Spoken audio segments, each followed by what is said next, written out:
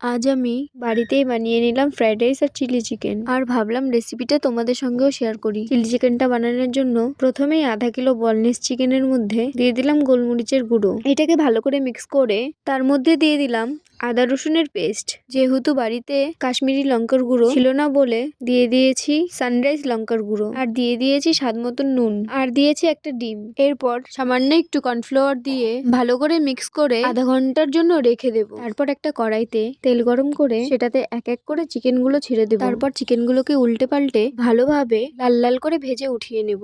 আর এইদিকে আগের থেকে ভেজিটেবল গুলো কেটে রেখেছিলাম। তারপর গরম তেলে ক্যাপসিকাম, টমেটো ও পেঁয়াজ হালকা ফ্রাই করে নেব। তারপর দিয়ে দেবো কাঁচা লঙ্কা কুচি, দিয়ে দেবো স্বাদ মতো নুন, আর দিয়ে দেবো 3 চামচ টমেটো সস, আর দেবো 3 চামচ সয়া সস। তারপর দিয়ে দেবো ফ্রাই করে রাখা চিকেন গুলো দিয়ে তারপরে ভালো করে নেড়ে চেড়ে নেব।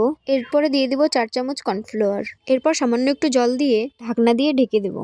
2 মিনিটের মতন ঢেকে রাখবো মিডিয়াম আছে। 2 মিনিট পর ঢাকনা সরিয়ে ধনিয়া পাতা কুচি দিয়ে দিলে chilli chicken ready. Fried rice রেসিপিটা নেক্সট ভিডিওতে দেখাবো। আজকের জন্য এই পর্যন্ত।